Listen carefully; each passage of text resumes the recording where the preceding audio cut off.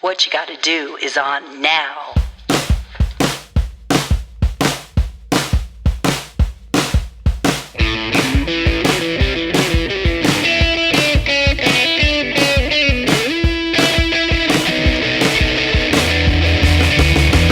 Well, hello and welcome to the What You Gotta Do podcast with your hosts, Cody and KT, where we discuss relatable topics and inspire one another to live a simple, abundant life. Hey, Cody. That's so funny that you said, hey. I was going to say, hey. You beat me to it. Dang it. That was going to be my opening line. Hey, KT. Hey, yourself. How's it going? Yeah, everything's going really well. I'm ready for fall. Got my fall clothes out. Ready to do it. Nice. It's sprinkling a little today, but it's still supposed to be in the 90s and heading to the rodeo later tonight. So that'll be fun. And Chris Jansen. Yes, your favorite. Okay, tell him I love him. Okay, I will. What's your fun fact My today? fun fact, I have two. So our special guest today is a musician that we adore. And I have two fun facts about music. So the first one is Adam Jones, the guitarist of the rock band Tool, also worked on makeup and set design for Hollywood blockbuster films such as Jurassic Park, Terminator 2, Ghostbusters 2, and he used his background in the film to create Tool's unique stop-motion music videos. Oh, I'm not surprised. I know. I thought that was kind of cool. I'm not surprised at all. And then the other one, I thought this was a very interesting thing because I think this doesn't happen often. The rock band ZZ Top has had the same members without any changes since 1969. No way. I haven't fact-checked that, but I mean, the internet sometimes doesn't lie. 47 years! That's longer than most marriages. That's insane. Have you seen the Netflix documentary about ZZ Top? I have not. Okay, time to bring on our guest. I'm so excited. I just want to say, since the first episode we've ever done, I have been waiting for this guest. This was the one I'm like, we have to have Joe on. So we had to wait till episode 19, but he's here. And it's Joe Stiteler. He is the musician who wrote our opening music and all the music that we use on our show. We're so excited to have you, Joe. Welcome. Hello. Thank you Welcome, very much Joe. for having me. I appreciate it. Joe, I have to tell you something. Every single time, and Cody, tell me if I'm wrong or exaggerating, but I'm not. Every single time I say, so did you listen to our podcast? Every single person goes, love your music is the number one thing that people say. So we're super, super grateful that you let us use that because that is some hot music. I mean, honestly, I believe we have the best music good. on podcasts.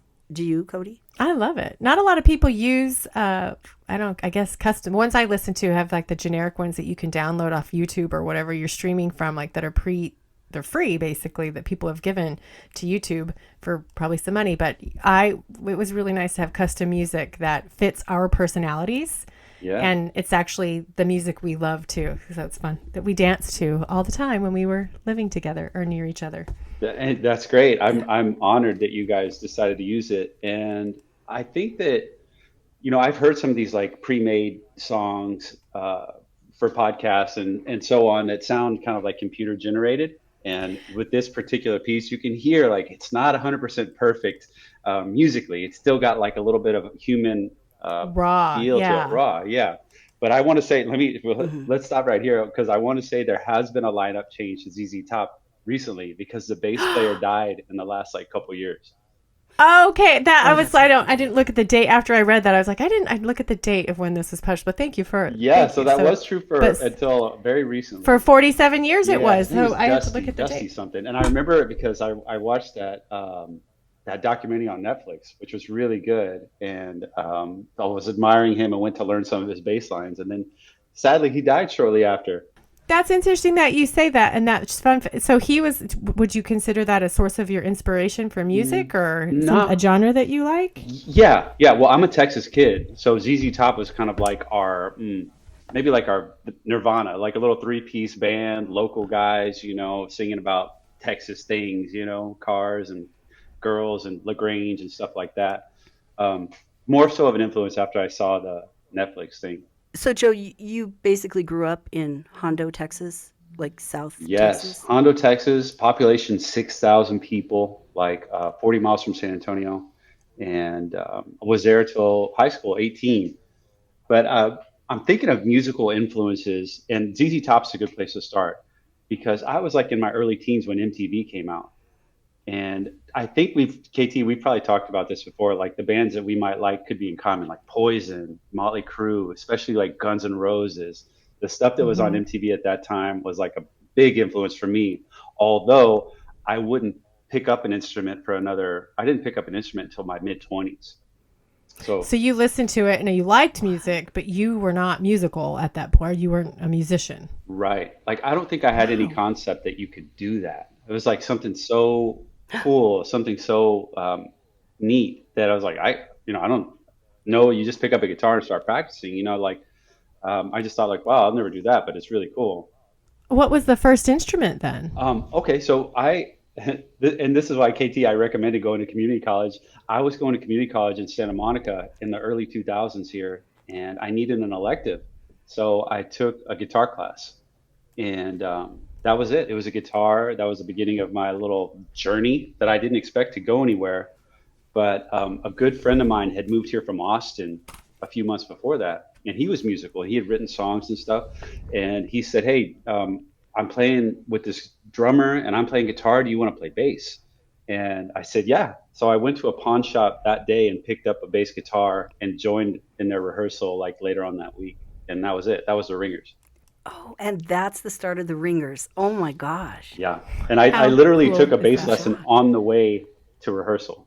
And I was like, hey, when the guitar player's here, what do I do? You know what I mean? Like, what are my options? Like the most rudimentary, basic things, and learned them. And I think, the fact that I always showed up on time, I hustled wherever I could, and, was always like a friendly face within the band and within the scene, I was afforded the growing pains that I should have been doing 10 years earlier. You know what I mean? I wasn't a great bassist, but I was always like there and chipping in and doing my best. And I think that allowed me some grace with a lot of people. Talk about fake it till you make Yes, it. yes. And it's funny because people of my hometown life are surprised that I'm doing this, or that I've done it at all, or like, when did you do this? You know what I mean? Like, um, it's a surprise. I don't know if you've had anyone like that you've known all your life that has a completely different lifestyle and possible career path. But it's interesting. It's hard to accept. It's like, what? What are you doing? Well, I'm so glad you chose that. And by the way, I was thinking about LaGrange. You said ZZ Top when I was young. Not young, but like, 20 something. I thought, well, if I was going to be a stripper, that song would be my stripper song. That's the best stripper song. It's I don't not know too what you late. think of that. There might be a community college class out there with a pole dancing course. Stripper pole dancing. What would yours be, Cody? What would You're yours pre-med. That's a pre-med class, I guess. Pole dancing. be? Cody, would That's you have a funny. pole dancing song? Or can you? I do not have a pole Oh. dancing song. I have not thought I about think her that. song would be Def Leppard, Pour Some Sugar on Me. I That is nominate an that song for you, underrated Cody. song. Come on, stand up and do it. Let's go. I think, I would say Motley Crue, Girls, Do you have one, Girls, Joe? Girls. Yours is going to be Girls, Girls, Girls? Yeah. That's your pole song. Oh, my goodness. So this is a fun fact about KT. She taught me how to have we can't reveal our names, but our secret names. So should we need to change identities for any reason at the spur of the moment, we have witness protection names. So My witness protection name was Claire Desjardins. But then I met this woman that was married to a marshal, and he said, no, when you're in witness protection, you have to keep your same first name. And I'm like, what? That's my whole point in going to witness protection. So I can change my name. So well, I guess I can tell you mine because mine has the same story then because I'm changing my name. I am Devin Despain. Wow, double D. literally. So what would yours be, Joe? I don't know. We were watching, have y'all Yes. seen Ozarks? Yes. So Marty Bird was the main character, and my friends, like a certain friend group called me Bird or Birdman.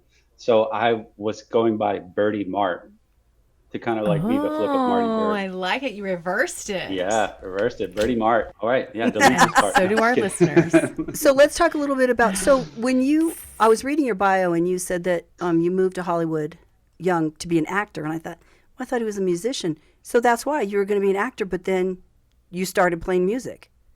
Is that right? Is that correct? Yeah. I came out in 2000. It was after Y2K. And it was like, okay, well, the world didn't melt down. Let's go ahead and go to LA. And I came out here, kind of did some acting classes and things, and then ended up back in college, which I had kind of taken little community college courses throughout Texas and Southern California. And I don't think I had a concept of how hard you had to work. I thought, oh, well, I was a charming person. So my mom said so. I can memorize lines. Of course, they're going to want to hire me for these movies, right? And it didn't go that way. And looking back now, I kind of realized that you're starting to see the work that people really put into this kind of stuff. And even the ones that work the hardest, don't necessarily always make it. But I ended up in community college because I wanted to finish a degree of, I didn't know what at the time. I just wanted to make mom and dad proud, I guess.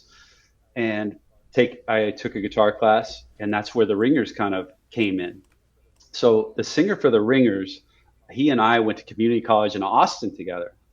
And when he moved out here, and I told you how he kind of got that band going, that was the beginning of a musical pathway. And the acting kind of went to the side. There's been a little acting things here and there, more like, because we did acting stuff as a band. So they're like, put us on a stage. So I don't know how much acting was involved, But yeah, it's been mostly music since then. I don't know the Ringers. I wasn't familiar with that as far as your band life. But when you say acting, and I remember the concert that we saw you play in, that was very much, you were very animated on stage and like engaging with the crowd, and it was fun. So I can see that piece of it that carried forward in Pacific Radio, I think. Yeah, yeah. So the Ringers, and I know we'll get to Pacific Radio, but Pacific Radio singer was the guitar player in the Ringers. So he and Okay, I figured there was some crossover. Yeah. So when the Ringers did eventually break up, we went in two separate directions. Those two guys went this way, and us two went this way. But the singer was like a wild man. He was kind of like Iggy Pop and David Lee Roth put together, and that was with him kind of forging ahead and leading the way. It kind of allowed us to kind of shed any shyness and be like, okay, we're putting it all out there. And to me, that was also part of, like, I spoke about like a musician insecurity, or like, being inexperienced. I was like, well, I may not be able to play like as fast or technical as this bass player, but I can rock harder than him. Like, and I can sweat more than him, And get the crowd going a little bit better too. Yeah, and people responded to that. Like when you have such a charismatic frontman, as in Pacific Radio, just like the Ringers, it allows the band to kind of like settle in and cut loose a little bit, and maybe be a little more eccentric than they otherwise would be. When I was reading the article in Spin magazine about the Ringers, it sounded kind of like, I feel like Cody you would have loved them, kind of like aggressive, fun rock, but kind of the crowd got involved, and you talked about them throwing. The article talked about them throwing fireworks at you, and oh my gosh, how fun! So we were, it was a mid 2000s, like the rock and roll was kind of on a rock and roll kind of comes in cycles, right? And the early mid 2000s had like the White Stripes and the Strokes and the Kings of Leon. There were some like interesting, like people were interested in rock. I think maybe a little more so than now. But what kind of like established us in LA was we played at the Viper Room. We were like their house band, not house band, but like a residency for months. How cool. They said we knew somebody there, and he was like, Tuesday nights are kind of slow here. Like, we'll give you an unlimited guest list and unlimited bar tab, and you guys come play every Tuesday. And we started packing the place. Like, it was right there in the heart of Sunset. We could go outside and kind of promote people coming in, and we started packing the place. And that was when we kind of like got a little more representation from agents and so on. So that was the time for us. We played there. We played there quite a bit. They were like a gracious host for us, and hopefully we were able to bring in crowds on a Tuesday night that they might not have otherwise had. And then we developed a deal with them where they would fly us out to New York to play showcases. So New York, what used to do a festival just like South by Southwest called CMJ, which stood for College Music Journal. And Viper Room had a stage there, and they were like, hey, we're kind of playing for our plane tickets, if you will. They're like, you play for this month and we'll buy you all, round trip tickets to New York City to represent us in this festival or whatever. So we had a really good relationship with them. They're great. They've got a spot in our hearts. You were more of like a performance band than an actual recording band. No, we recorded like we had 2 albums, I think. And one of them, like I just checked on Spotify because the band broke up before Instagram and Facebook and Twitter. I mean, they were big for big bands, but we didn't know how to get traction on them yet. I think if it were now, we'd have a little more, I don't know, followers or whatever. But I checked on Spotify randomly just like a year ago, and there's the Ringer songs with a lot of plays. Like not as many as I'll check them radio. today. Check it out. But so we did this movie. I'm sorry, I'm kind of going off on a tangent, but no, please go. So our singer Joe. So there's 3 Joes in the band, which you might have seen. Stop it. 3 Joes. 3 Joes. Joe S, me, Joe R, Joe Robinson, who's a singer of Pacific Radio, and Joe Hersley, who was my buddy from Austin. And singer Joe was an actor. And he started to book stuff. He was doing well as an actor in LA. He booked a Universal movie, that one called Accepted, which was kind of like, like an Animal House for our generation, kind of a wild college movie. And he had one line. He was like rolling in a beer keg where he was coming to the party, and he's kind of a wild, eccentric dude. And his one line turned into 2, turned into 3. Like I think they kept writing more for him because they liked him so much. And then he said, hey, my band is playing at the Roxy on Sunset here on Friday or whatever. And so we played, and the producers and casting people and director came out. And the next morning, like it was a wild show. And the next morning our phones were blowing up. They're like, hey, can you get to the set? They want to put you all in the movie, but they want to see you play first. So the next morning, we're probably pretty hungover and like worn out from the night before, loaded up all our stuff, and we went to the film set, piled our equipment on a stage, and played a show for like 60 extras who were just like people that are walking around in the background of the movie, right? And we blew the roof off, and they decided to put the band in the movie. So with that, I saw that movie. I know what movie you're talking about. Yeah. It's like college, and don't they like start their own fraternity or I can't remember, but yeah, your band wasn't. I remember now. Yes, that was the Ringers. Cody, if you saw the movie, you would go, I remember. Yeah, so it was like, Is that where they start their own college? yes. Southampton something. It takes the Institute of acronym Technology. SHIT. Yeah, I was just talking about that movie with my daughter. That's you in there? Yeah. Yeah. Oh, now I have to go back and watch it. I'm cracking up. That's awesome. Yeah, you'll have to squint, but you'll see me. But more That's than so fun. the time on screen was great, but we got on the soundtrack with bands that we respect a lot, like the Hives and the Pixies, and like rock and roll bands of that time that we really respected. So maybe bringing it back to the Spotify, I think a lot of our plays came from little things like Accepted, and that movie, stuff like that. Yeah, I love it. So did that tie in? Did that opportunity launch you into another opportunity or any other opportunities from being in that movie? Not really. We went down and played Comic-Con in San Diego, the big comic book thing, because that movie wanted to do like, hey, we're going to do a keg party that's kind of like from the movie, and we want the band to play. So the Ringers were always like this close. They're this close. Like we had played tours. We had opened for bands who, do y'all remember the New York Dolls? Yes. Yes. Yeah. We opened up for the New York Dolls. That guy was, I saw the documentary. He was a Mormon, and Arthur Kane. Yeah, his story is just so incredible. One of the right. best stories I've ever heard. But yeah, I love New York Dolls. Yeah, so we opened up for them. We had all these really cool stuff, like Spin Magazine. We were the motion capture in Guitar Hero World Tour. They're like, hey, we want like an animated band. So they flew us in, or no, it was here in LA. So they brought us in and they put you in these like wetsuits, like bodysuits with all these ping pong balls all over them. And, we pantomime for 6 hours, what our show was like. So did they give you like a list of songs that you had to recreate, or how did you know what to do? What they wanted was, I think, 2 or 3 different tempos of us playing our own songs, to where they could be like, okay, well, this is about the tempo of, X amount of songs, like 100 songs, and they were able to like manipulate the visuals so they could use them over and over again. So you guys are the animation behind Guitar Hero. Guitar Hero World Tour, which I think was World the Tour. third one. Guitar Yeah. Hero World Do Tour. you, Wow. do you have that game?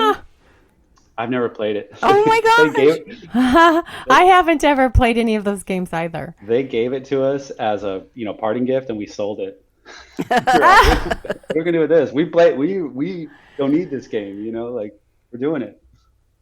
That is so cool. What a cool opportunity. Your career has been interesting. Yeah, well, so here's how that Guitar Hero thing worked. I think that was around the time of Accepted. We we played in New York City, and then we flew down to Miami, and we did an episode of Miami Inc. because a guy that worked with us worked as our like record label guy. He was a director on Miami Inc. So he's like, hey, let's bring the band on the show. The singer's going to get a tattoo. We're going to promote the new album and talk about it and whatever. So it was like a little trifecta. We went to New York and played, went to Miami and filmed, and then we came back to LA and did the Guitar Hero. And it's in one of those moments where you're like, oh, I mean, how can we not be a global band or, a national touring band after this? But then things just never happened. Wow. But still so exciting. Such an exciting Oh, life. yeah. Oh, yeah. I have the So spin article on my wall, and like all these little memorabilia that means a lot. Like the New York Dolls, guest pass or whatever we had to wear on the lanyard. I want to talk about Becky real quick. Your wife, Becky, she's adorable. And your two precious girls, Eleanor and Violet. Such beautiful names. Mm-hmm. They're classy. Do Thank they you. know? They have no idea that you were kind of like this rock star, flying all over, playing music, being in movies. They don't even know that. Yeah, yeah. Well, what's interesting is Becky never saw the Ringers. Becky saw Pacific Radio has done some really cool things. We've never been like on Guitar Hero or in a movie, I don't think, or like we're doing a different kind of thing. Pacific Radio has done some really cool stuff, but the Ringers was like more media driven stuff. Becky never saw the Ringers. Bree, your daughter, never saw the Ringers. Like there are people in my life that didn't know that this happened or never witnessed it. So it's interesting. I mean, Pacific Radio is its own version of that, but the Ringers was like a whole different me. So I want to talk about Pacific Radio, and I don't mean to fangirl on you, but oh my, Pacific Radio is my favorite band. It has been before we got to see you perform live. Like we play your music all the time to this day, don't we? My daughter loves them. My daughter loves you. Like Great. she steals my concert T-shirt from your concert and wears it to school. Wow. It's fun. Like That's cool. It's affecting generations. So I hope you all still work together and carry that forward in some way, shape, or form. Yeah. What are you doing now with Pacific Radio? So right now we have a 10-song album recorded. It's 9 or 10, and we are releasing it one song at a time.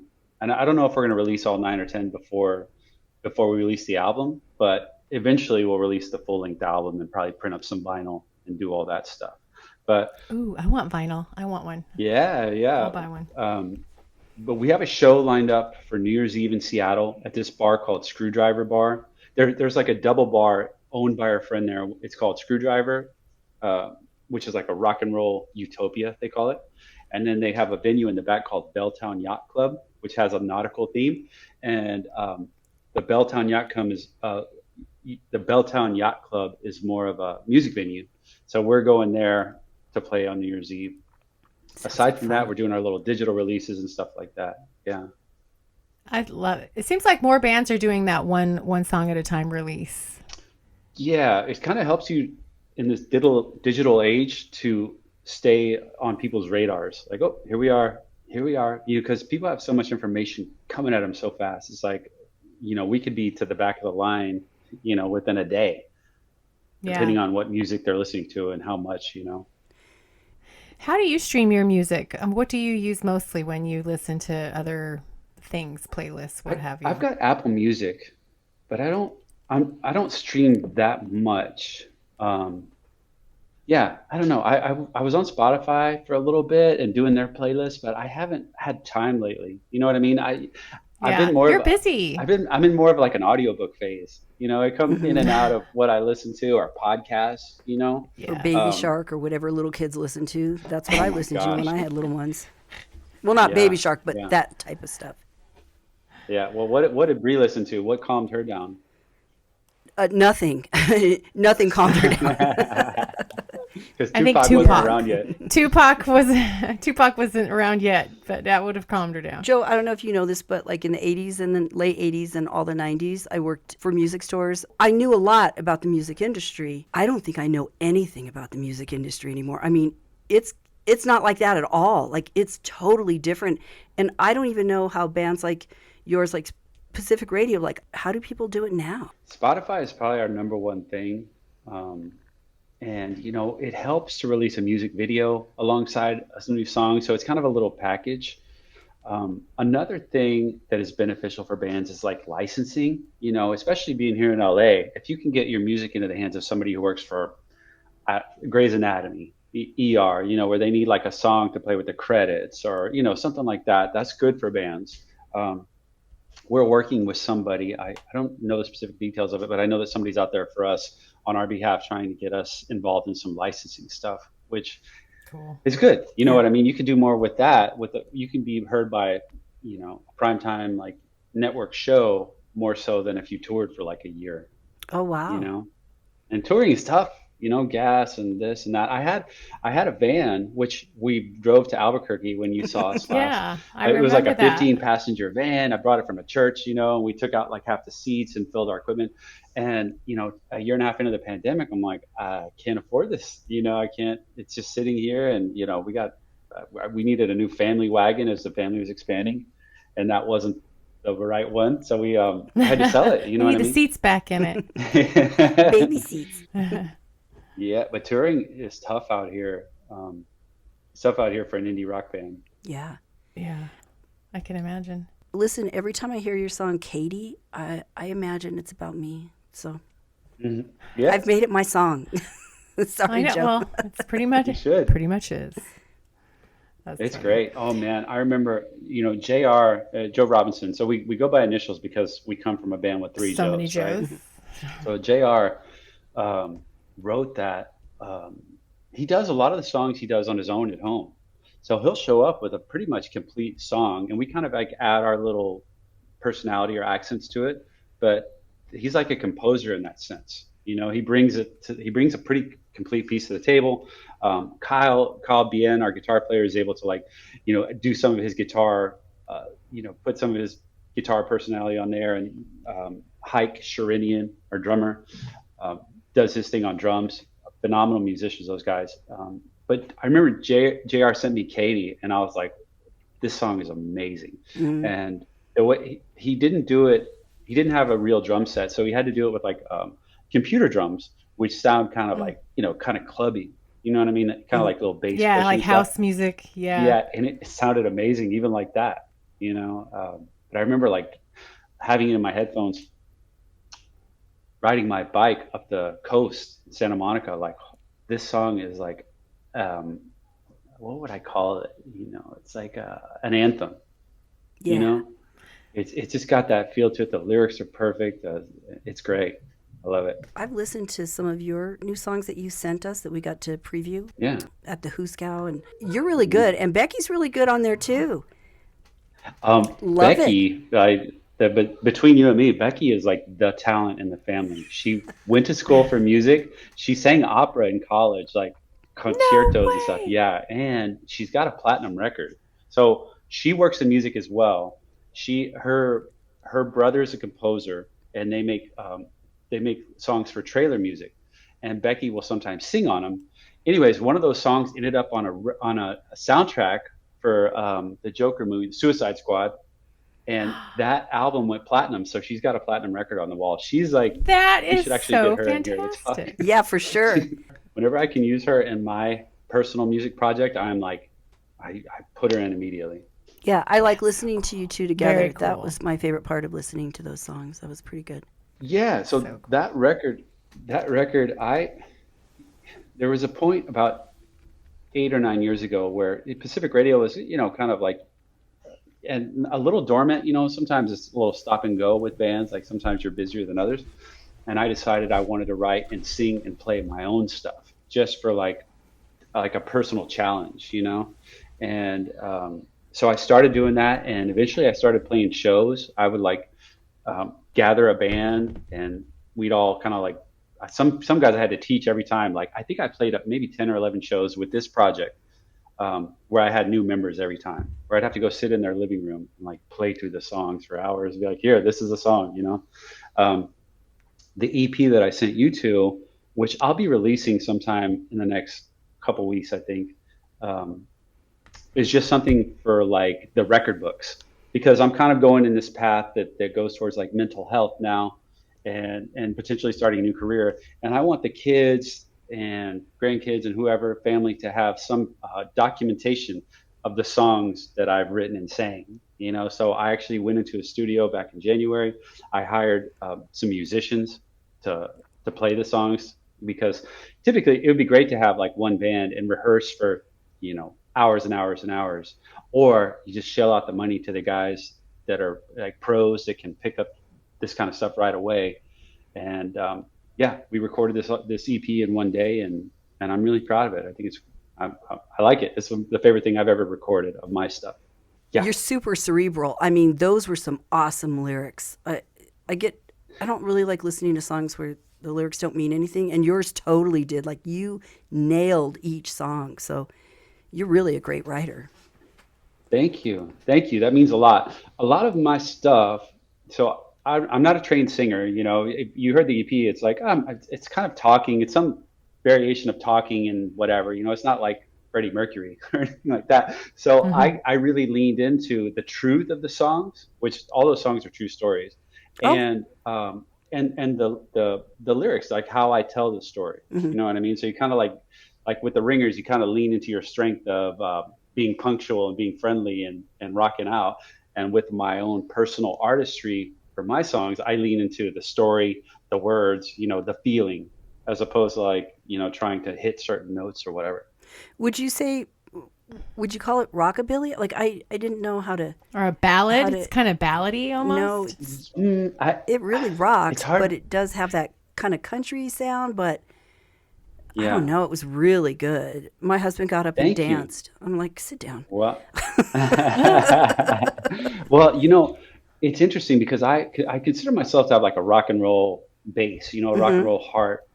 But when I started writing some of these songs, the truth of the matter is I grew up in a small town, agricultural community. And at the time, like up until very recently, I was like, country music sucks. I hate it. And that's just me being a little rebel. You know what I mean? Like trying to be a rebel in the hometown where that was so popular, But then I start writing these songs that are about my life and stories. Like, oh shit. I mean, this sounds like a country song. Like the rock and roll like motif wasn't fitting with the small town vibe, And I think there's just something with age. Like I used to love punk rock music. I fought against the country music that my parents grew up with, and anyway. And so I fought it. I went to Rancid and I saw punk Rancid in concert last year along with Flogging Molly, and I was like, I can't handle it. Like, it's so loud and screaming, and I'm like, oh wow, like I grew up, I matured a bit, and I very much prefer country music now over anything I love. Plus I live in Oklahoma where it's just I'm adopting the whole culture. Yeah, it's funny how that happens. Like I know I sent some of these songs to my buddies from high school and had to like have a disclaimer, like I know I said I hate country music and I sound like a hypocrite right now. But here it is, you know what I mean? I have to kind of like explain myself a little bit. Maturity. It's maturity, Joe. So. That's funny. So what you said something about going into mental health. Can you tell us a little bit about what you're doing in that space and where you're at and what do you hope to achieve there?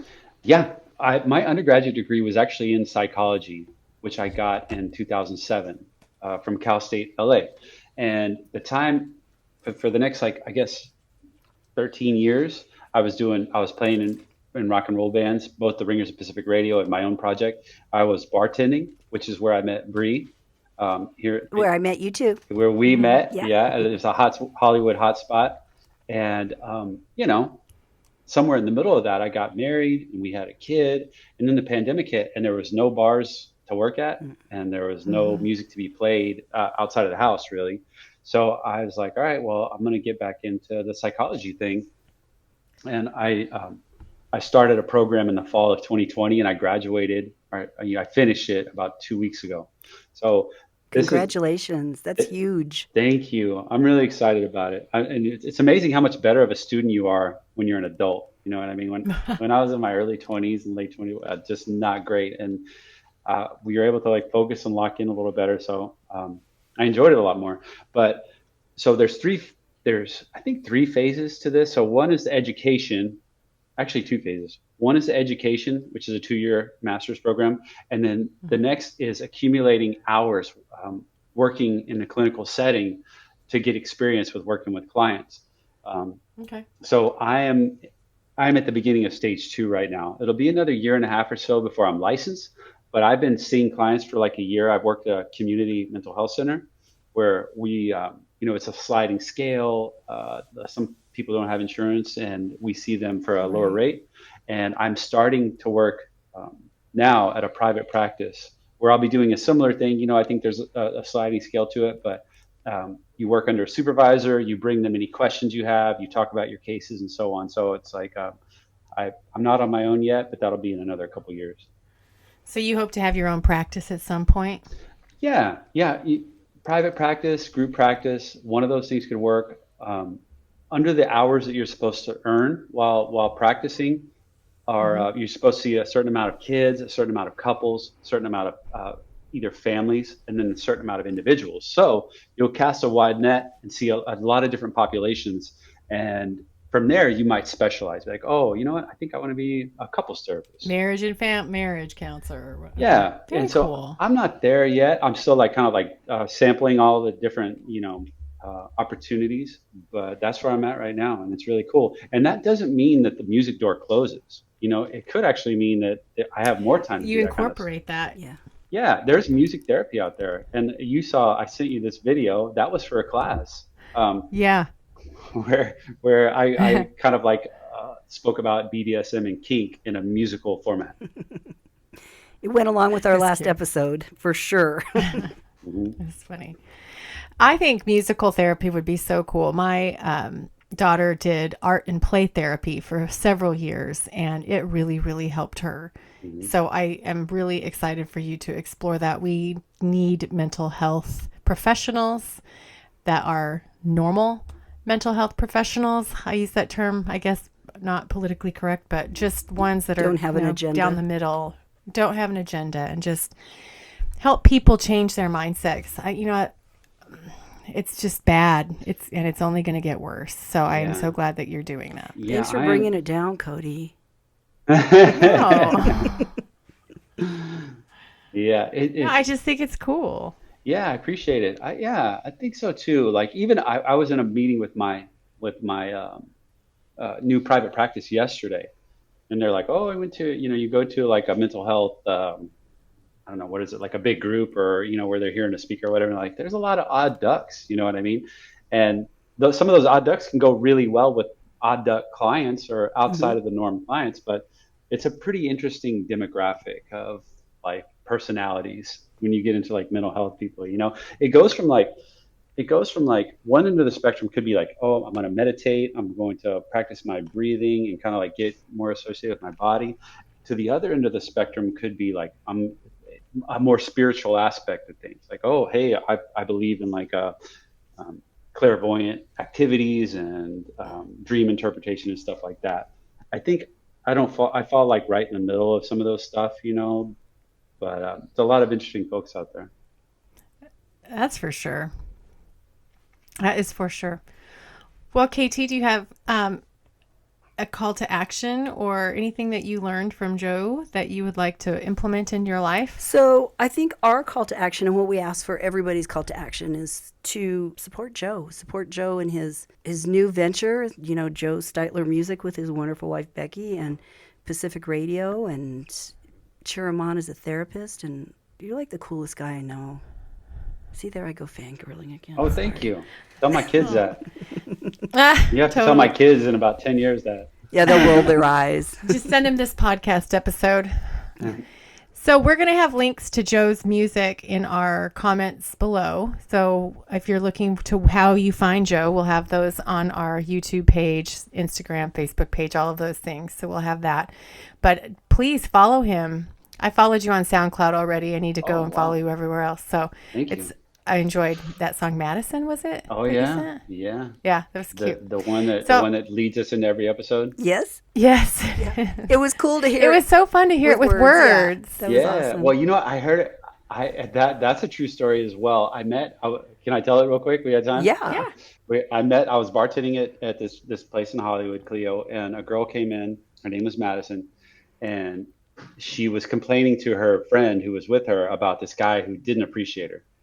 And I was hearing some of the details. They were going to see him, next door, and I guess their friends were just kind of like, had a little allyship thing going on, As and girls whatever. do. But she was underappreciated, so that's what that song came from. And I woke up the next morning with the name of it in my head, Madison, right, with the repeating Madison, and I heard it like a Little Richard song, who I think is like the phenomenal, the father of rock and roll. And I was like, it's got to be a Little Richard, kind of like jumpy and shouty, and that was it. It just like came out within minutes.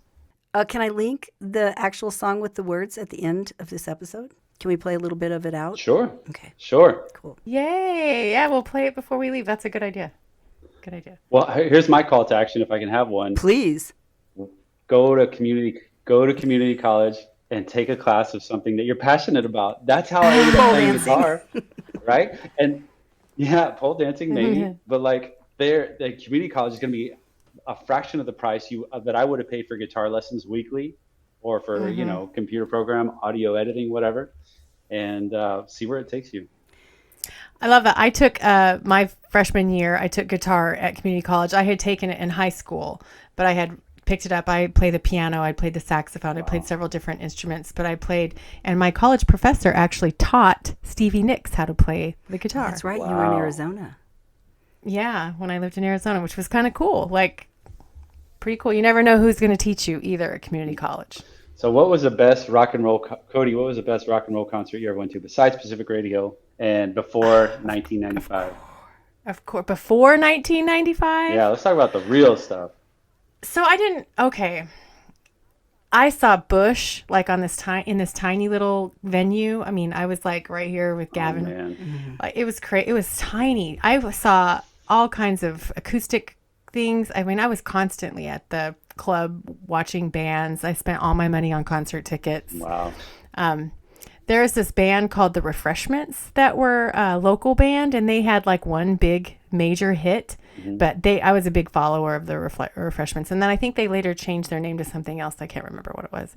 So they were really cool. That was just the little local bands that you got to get behind. I really loved that scene. So I very much appreciate like your roots and where you come from. Yeah, likewise. And KT, what about you? Before 1995? Well, I have a few. So I think my all-time favorite concert was Van Halen, of course. Wow. Yeah, it was really cool. With David Lee Roth or with Sammy Hagar? No, David Lee Roth, early Van Halen. Me and my friend Robin met them, and we got backstage passes, and it was really awesome. But I did see The Who. That was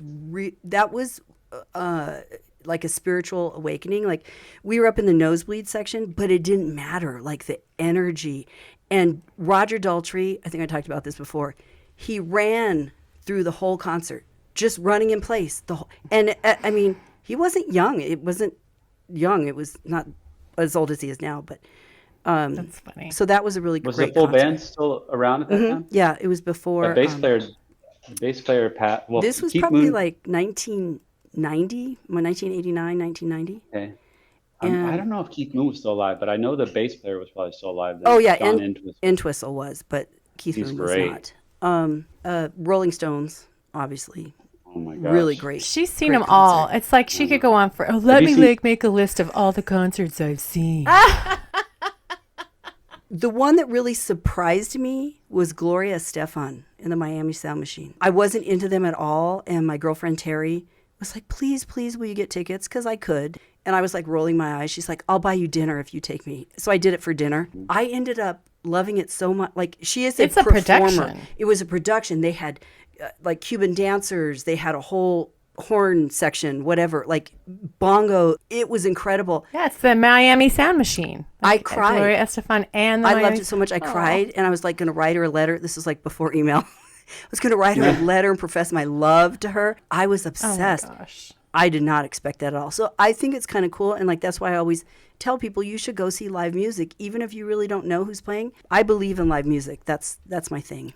So I agree. I've seen like Metallica it's probably one of my funnest concerts I've ever been to. They put on a good show and they just rock. They just rock. What about Guns N' Roses? So I haven't seen Guns. I haven't had the chance to, but I've seen like Green Day and Blink 182 and I was kind of into that punk scene for a while. I even saw, do you remember the band They Might Be Giants? Mm-hmm. Yeah. They sing like on the Mickey Mouse Clubhouse now. But Joe, what was your favorite? But they were awesome. I loved them growing up. What was your favorite show you Yeah, ever Joe, seen? what's your answer that night before 95? Oh, before 95. Well, you know what? I think the only show I saw. Were you even young enough? Yeah, well, I graduated high school in 97. Oh, okay. So okay. I had to go to 97 because my first show ever was in 97. And that was Aerosmith at this place called South Park Meadows in Austin that no longer exists. But it came out the same time, or this was the same time that the Dazed and Confused came out. Mm-hmm. You remember this? Oh, yeah. And their pilgrimage was to see Aerosmith. And so we kind of like mimicked, oh, hey, we're going to see Aerosmith just like, that was us being like That's small funny. town kids. But that was my first show. The best show that I probably ever seen was there is a band called The Strokes. Do y'all know them? Mm-hmm. Yeah. Oh my gosh. So the Ringers were playing South by Southwest in Austin. And by playing, I use that term loosely. Like some bands get admitted into the festival and other bands just storm the castle and go play it like random venues at the same time. So we were doing the latter. And we got tickets to go see the Strokes play at Stubbs Barbecue, like right in the middle of the heart of Austin. Oh, wow. Stubbs. Yeah. The band that opened up for them was the Eagles of Death Metal, who I don't know if y'all know them, but they're like they're really great rock and roll band. Part of this like LA desert Joshua Tree community. There's like a big old band of awesome musicians. And so Eagles of Death Metal opened up for the Strokes, and there was like a full on light show, that corresponded with the songs, and it was like an experience. It was amazing. Cool. That's awesome. Have you ever met Steven Tyler? No, we worked at that kind of like a cool place in Hollywood. He may have come through there, but I don't think I met him. I got to meet him because I worked at this music store, and whether he was fake or not was not the point. He made time to speak to every single person personally and look them in the eyes. And I feel like that's why he has longevity, because he treats his fans so well.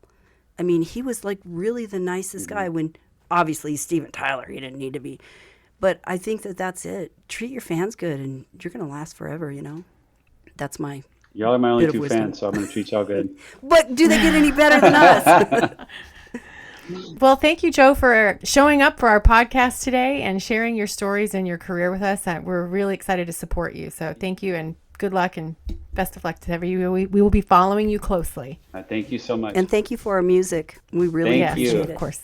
I'm glad you enjoy it, and continued success with the podcast. Thanks. Thank you. And come back on All right. and bring Becky next time. All right. Have a good day. Bye. Wow. Wasn't that great, Cody? I just love Joe. He's so talented, and he's just a great guy, and I'm so thankful for his music. I think it's time for Warm Fuzzy Cold Prickly, and all of our listeners should know by now, Cold Prickly, something really crappy or something bad you're thinking about that you want to share and maybe work through or just get it out of your system. And Warm Fuzzy is a wonderful thing that happened or that somebody did that you just want to share and talk about because it makes you feel warm and fuzzy. Yes, I have the cold prickly this week. Why don't you start with that? Okay, so I drove through Chick-fil-A this morning to grab breakfast for my son, and I was getting kind of close to 10:30, and so I pulled out, I got into Chick-fil-A, and I had never been in such a slow Chick-fil-A line. They usually are like on it when they've got the 2 lines going. They've got the people outside or whatever. So they took my order fairly quickly, but I sat in line for a long, long time. Sadly, we missed breakfast because I was 2 minutes late. I arrived at 10:32, and so I had to order off the lunch menu. Yes, and it took forever, which never happens at Chick-fil-A. I was just so surprised, and I felt bad because I was in the front of all these other cars, and they were walking their meals back to the car, and they couldn't get around because they couldn't get around us, and it was. And I know you're telling the truth because I was talking to you on the phone. While I know, it's weird. And we had a full conversation while you were waiting. That was crazy. I know. I have never seen that happen before. It just was a shocker because usually, Chick-fil-A is on point. So, I mean, that's as cold prickly as it gets. Are we starving? No. I'm warm fuzzy, and I think it is so prophetic that you had a cold prickly about Chick-fil-A because I have a warm fuzzy about Chick-fil-A. How funny. And we did not plan That's this, did hilarious. No, go ahead. Okay, so this is mine. I don't know if you heard about this on the news, but did you hear about that worker at Chick-fil-A in Fort Walton Beach, Florida? Oh, yeah. Yeah, some crazy guy that I guess just burglared somewhere, ran up. This woman was taking her baby out of her van, I believe, and the guy grabbed a huge stick and threatened her and said, "Give me your car keys." She had her baby in her arms, so obviously she's going to give her car keys. And she screamed, and the boy taking the order, well, I don't know if he's a boy, obviously he's a man. I think his name is Michael Gordon, and I hope I'm saying that correctly. Michael or Michael, but I think it's Michael Gordon. He overheard her screaming, so he ran to help, and he took down that guy. Did you see the video? I haven't seen the video. I only have read the story. He wrestled him down, and the guy it was a big man, and this guy obviously was a wrestler or something because he took him down and he held him in a chokehold. Someone's standing there recording it on their cell phone while this guy's fighting for his life. That drives me crazy. And then the other Chick-fil-A workers came and helped, and they called the police, and that guy held him down the whole time. And so he ended up the Oskaloosa, I guess, county sheriff. Yeah. They presented him with this hero pin, and I guess the sheriff said, "If you need a job, we need you in the sheriff's department." He's like, "No, I'm just a Chick-fil-A worker."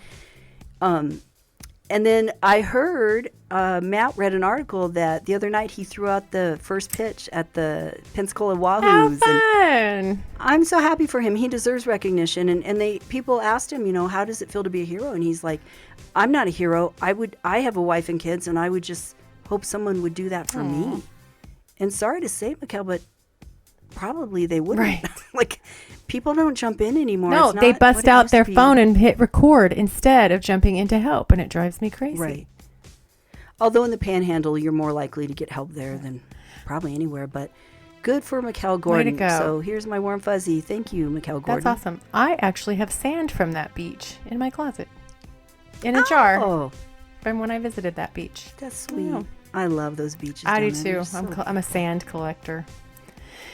Well, I think this has been a fun show.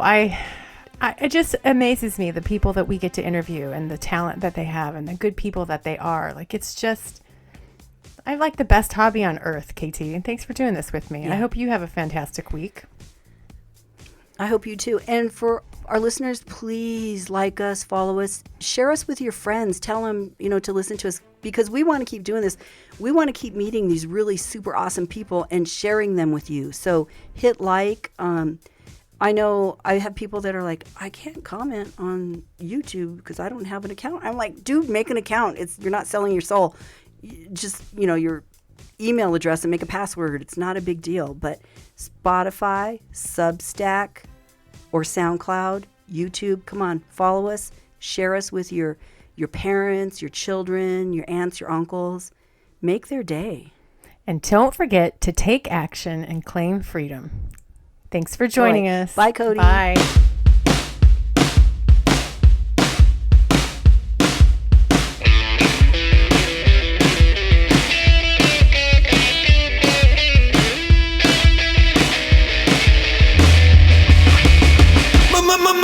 Madison, you gotta feel like you're the only one. You gotta remember he don't love no one. It all changes tonight.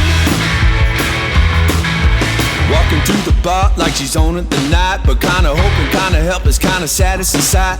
Your man, he keeps you hidden, keeps you locked in the box, but a diamond can't be shining in the dark, you gotta stop. Oh, he don't take no pride if he don't take you by the hand. Said he got himself a Cadillac and drives it like a van. Madison, hand me the keys, I'll be your champion. Might have lost yourself, but you ain't done. More holding you down.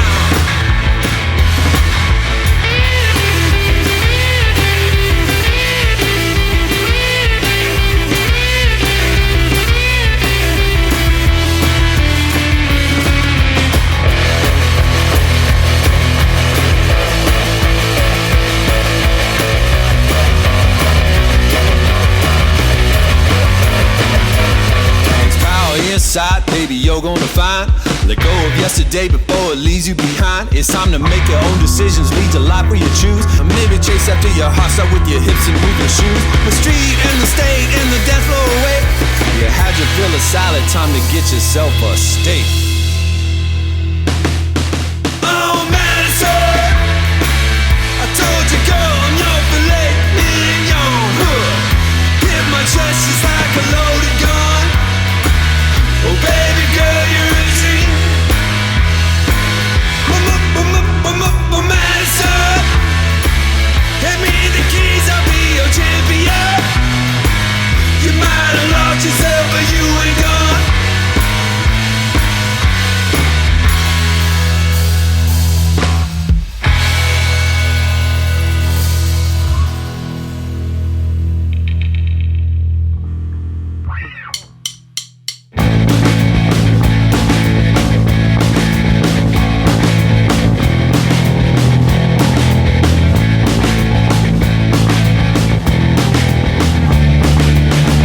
Thank you for listening to What You Gotta Do. The music for this podcast is written, produced, and performed by Joe Stiteler. Production manager and host for What You Gotta Do podcast is Cody Hardy. Creative director is Matt Johnson. I'm KT Johnson, your co-host and editor. Oi! What you gotta do is listen!